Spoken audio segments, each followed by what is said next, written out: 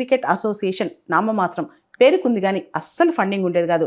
Foreign టూర్స్కి డబ్బులు ఉండేవి కాదు. ట్రావెలింగ్ కోసం ఉమెన్ క్రికెటర్స్ ఎవరైతే ఉన్నారో వాళ్ళు ఈవెన్ భారతదేశంలో మ్యాచెస్ ఆడాలన్నా, చిన్న చిన్న టోర్నీస్ ఆడాలన్నా ట్రైన్స్లో జనరల్ కంపార్ట్మెంట్స్లో కింద పడుకుని ప్రయాణం చేసిన పరిస్థితి అంట.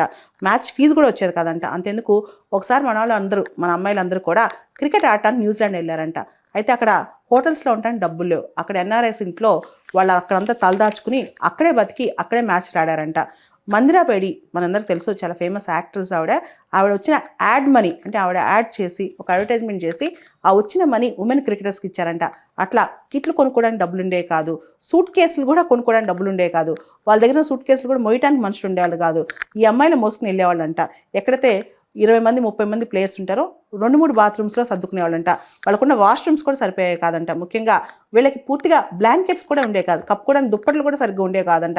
వాళ్ళు సొంతంగా కొనుక్కోవాల్సిన పరిస్థితి. చాలా సందర్భాల్లో నేల మీద పడుకున్నారంట ఫారిన్ కంట్రీస్ కూడా వెళ్ళి.